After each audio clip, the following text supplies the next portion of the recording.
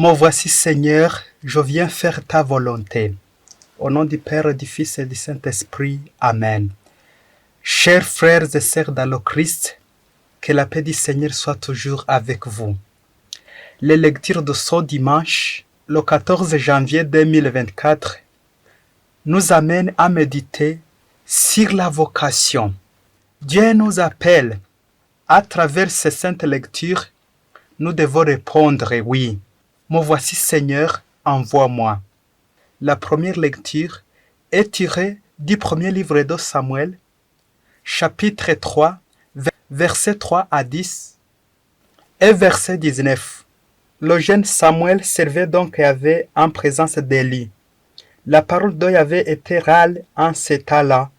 Il n'y avait plus de vision qui perçait. Or, un jour, Élie était couché à sa place, ses yeux commençaient de faiblir et il ne pouvait plus voir. La lampe de Dieu n'était pas encore éteinte et Samuel était couché dans le sanctuaire de Yahvé, là où se trouvait l'arche de Dieu. Yahvé appela Samuel et celui-ci dit, « Me voici. » Il courut vers Élie et dit, « Me voici puisque tu m'appelles. » « Je ne t'ai pas appelé, dit Élie. Retourne te coucher. » Il alla se coucher. Yahvé recommença à appeler Samuel. Celui-ci se leva, alla vers Élie et dit, « Me voici, puisque tu m'appelles. Je ne t'ai pas appelé mon fils, dit Élie. Retourne te coucher. » Samuel ne connaissait pas encore Yahvé et la parole de Yahvé ne lui avait pas encore été révélée. Yahvé recommença à appeler Samuel.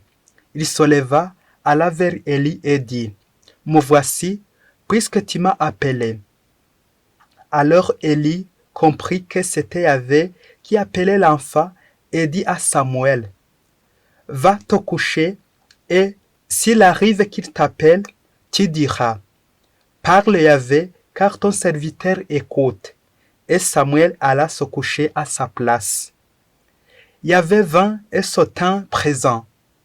Il appela comme les autres fois, « Samuel, Samuel. » Et Samuel répondit, « Parle, car ton serviteur écoute. » Samuel grandit, Yahvé était avec lui et il ne laissa tomber à terre aucune de ses paroles. Parole du Seigneur. Le psaume responsorial est le psaume 40. La deuxième lecture est tirée de la première épître de Saint Paul apôtre aux Corinthiens, chapitre 6, versets 13 à 15, 17 à 20. Le Seigneur soit avec vous. Évangile de Jésus-Christ, c'est le Saint Jean, chapitre 1, versets 35 à 42.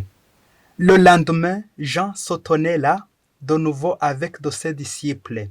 Regardant Jésus qui passait et dit, « Voici l'agneau de Dieu. » Les deux disciples entendirent sa parole et suivirent Jésus. Jésus se tourna et, voyant qu'ils le suivaient, leur dit, « Que cherchez-vous » Ils lui dirent, « Rabbi », ce qui veut dire maître. « Où demeures-tu » Il leur dit, « Venez et voyez. » Ils vinrent donc et virent où il demeurait, et ils demeurèrent auprès de lui ce jour-là. C'était environ la 10e heure. André, le frère de Simon-Pierre, était l'un de deux qui avait entendu les paroles de Jean et suivi Jésus. Il trouve d'abord son propre frère Simon et lui dit, « Nous l'avons trouvé le Messie, ce qui veut dire le Christ. » Il l'amène à Jésus. Jésus le regarda et dit, « Tu es Simon, le fils de Jean. Tu t'appelleras Céphas, ce qui veut dire Pierre. » Acclamons la parole du Seigneur.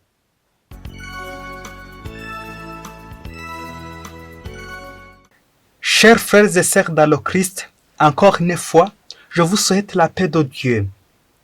Aujourd'hui, Dieu nous appelle, Dieu m'appelle, Dieu adresse une invitation à ma maison, à mon cœur.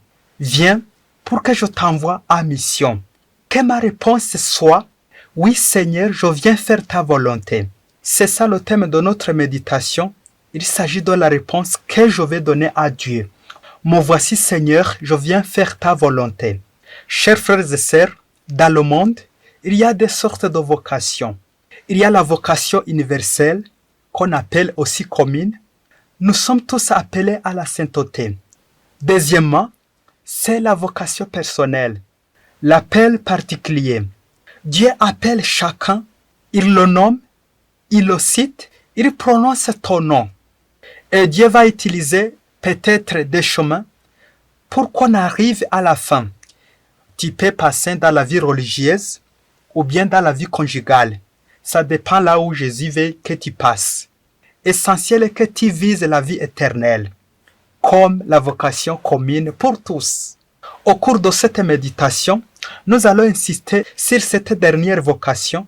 Il s'agit de la vocation particulière, personnelle, individuelle. Dieu mon homme en tant que Masumbuko. Abbé Masumbuko, me voici Seigneur, toujours disponible. Dieu ne donne pas la mission d'une façon abstraite. Il s'agit de la nomination. Il parle ton nom.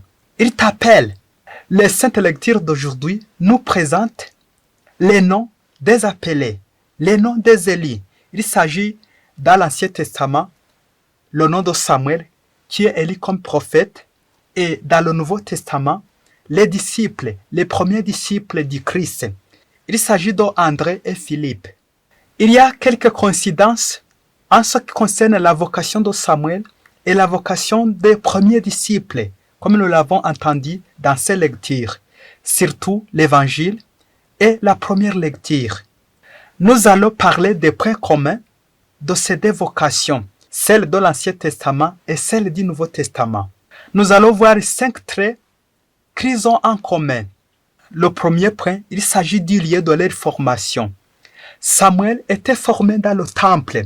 Il était avec Élie dans le temple. Qu'est-ce qu'il faisait dans le temple? Dans le temple, on prie Dieu. C'est le temple de prière. Sans doute Samuel priait. Il était entraîné par Élie dans la prière, dans la maison de Dieu. Et dans le Nouveau Testament, les disciples de Jean, comme Jean vivait dans le désert, donc, ils étaient entraînés dans le désert. Le lieu de leur formation, c'est le désert. Le temple, le désert, c'est le lieu de rencontre avec Dieu.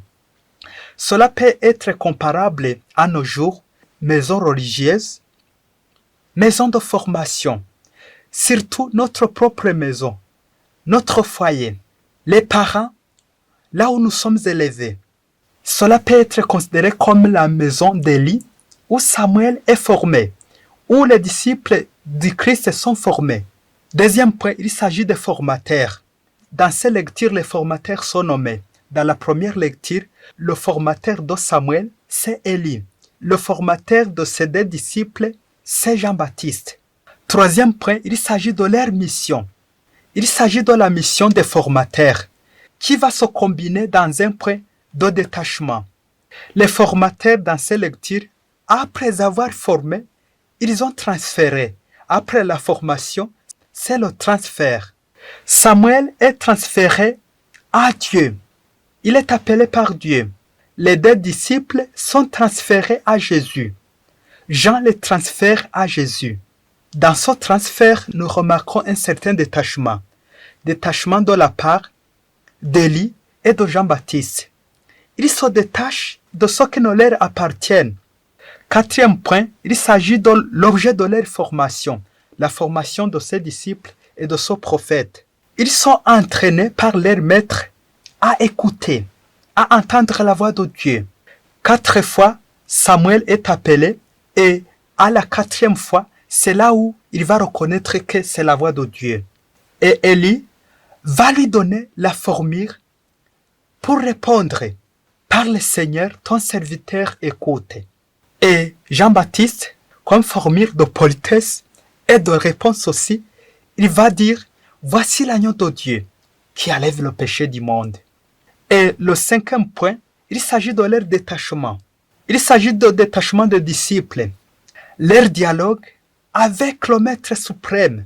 D'abord, Samuel va dialoguer avec Dieu dans la mission que Dieu va lui confier. Mission de parler au nom de Dieu, auprès de son peuple, prophète, prophétiser. c'est parler au nom de Dieu. Tandis que les disciples, dans l'évangile, ils vont recevoir la mission de vivre avec le Christ. Où habites-tu? Jésus va répondre, venez et voyez. Venite et videte. La mission d'être avec le Christ. Chers frères et sœurs, le point culminant de notre propre vocation, c'est être avec le Seigneur, même à la fin de notre vie. C'est vivre avec le Seigneur dans le ciel. Mais la vie de ce monde, c'est comme un prélude de la vie céleste, où nous retrouverons une demeure éternelle. Dieu m'appelle aujourd'hui. Est-ce que je suis capable de répondre comme Samuel a répondu? Parle Seigneur, ton serviteur écoute. Ou bien j'ai renversé cette formule qu'Élie m'a donnée. Plutôt je pourrais parler, Seigneur écoute, ton serviteur parle. Voilà comment la plupart ont renversé cette formule. Élie et Jean-Baptiste aujourd'hui nous renvoient au Seigneur, au Maître suprême, comme signe de détachement. Cela nous montre que le Maître par excellence, le Maître suprême, c'est le Seigneur, c'est Dieu, c'est Jésus-Christ. Tous les biens que nous possédons, tous les hommes que nous possédons, ne nous appartiennent pas, c'est pour Dieu, c'est pour le Maître suprême. Et je pourrais me demander par ailleurs, qu'est-ce qui n'appartient pas au Seigneur que je possède? Les biens, les hommes que je possède, qui n'appartient pas au Seigneur? Avant de répondre à cette question, écoutez attentivement cette histoire et puis après tu vas répondre à qui les biens appartiennent, à qui les hommes appartiennent.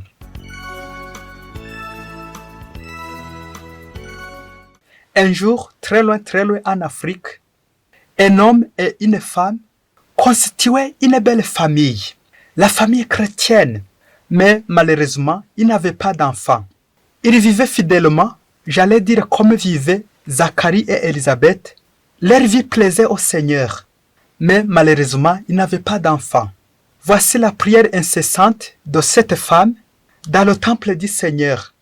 Seigneur, si tu me donnes un fils, je te l'offrirai à mon tour pour toute sa vie. C'est comme la prière d'Anne. Et cependant, les années s'écoulent, une année, 2 ans, 5 ans, 10 ans, et pourquoi pas 12 ans. Et dans la 12e année, comme les 12 apôtres du Christ, le Seigneur se souvient de sa servante et de son serviteur. Miraculeusement, la femme se trouva enceinte. Et un jour, il a mis au monde des fils jumeaux, des vrais jumeaux même. Et pourtant, la mère avait fait promesse de donner un fils. Est-ce que pour toi, tu penses qu'elle va donner les 2 fils, sachant que ce sont des 2 jumeaux? Quand les enfants grandissent, la mère dit au Seigneur, je m'excuse Seigneur, tu vois toi-même que c'est impossible de t'offrir les 2 jumeaux ensemble, car ils vont ensemble, ils partent ensemble. Alors je te demande encore une fois, donne-moi un autre fils qui sera ton offrande comme un consacré. Cependant, à la 2e fois, Dieu lui a donné une fille et la mère encore prend la parole en disant, voici Seigneur, c'est la fille et je t'avais promis de te donner un garçon. Alors, je te demande une autre occasion, une autre fois, de me faire un autre fils. Et la 3e fois, le Seigneur lui a fait une fille. Et la mère s'excusa encore en disant, voici Seigneur, tu me donnes encore une fille. Je te demande de me donner un garçon que je vais te donner. La 4e fois, la 5e fois et la 6e fois, c'était encore une fille. Alors, si vous savez compter combien d'enfants dans cette maison, il s'agit de 7 enfants dans cette maison. Dans toutes ces fois, la mère s'excusa en disant, voici que ce sont des filles, Seigneur. Donne-moi un garçon pour que je te l'offre. Donne-moi un garçon pour honorer tes promesses. Je ne vais pas dire quelle est la suite, mais surtout je vais vous poser la question. Entre Dieu et cette femme, qui a honoré ses promesses et qui n'a pas honoré ses promesses? Qui est menteur?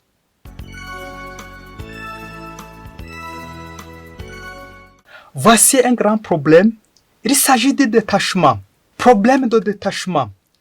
Cette femme n'a pas voulu se détacher de ses enfants. Dans nos chemins, dans notre vie, souvent, nous restons collés à nos biens, à nos maisons, à nos enfants, et nous oublions que tous ces biens que nous possédons, tous les hommes que nous possédons, appartiennent au Seigneur. Chers parents, chers formateurs, chers grands maîtres, j'allais dire maîtres du monde, l'enfant peut être engendré par les parents, mais sachez que c'est le don de Dieu. C'est le cadeau du ciel, c'est le cadeau de Dieu. Dieu peut te donner, mais il peut encore te demander, est-ce que tu es capable, tu es prêt à rendre à Dieu ce qu'il t'a donné? Le Seigneur a donné, le Seigneur a ôté, que le nom du Seigneur soit béni. C'est Job qui le disait. Chers frères et sœurs, chers parents, il faut éduquer, il faut élever, mais il faut éduquer pour le Seigneur. Il faut élever pour le Seigneur. Il faut arriver à dire, moi, je ne suis qu'ouvrier, serviteur inutile, je suis simple ouvrier, mais le grand propriétaire de la maison, des enfants, des hommes, c'est Dieu, c'est le Seigneur. Le propriétaire de la moisson, c'est Dieu. C'est celui qui nous appelle. Chers frères, chères sœurs, si tu te sens appelé par le Seigneur, le grand maître, le grand formateur, dis-toi aussi, oui Seigneur, je viens faire ta volonté. Amen. Soyez les bénis du Père. Bon dimanche à tous. Que Dieu Tout-Puissant vous bénisse, le Père et le Fils et le Saint-Esprit. Amen. Abbé Masumbuko Ladislas, du diocèse de Cyangugu.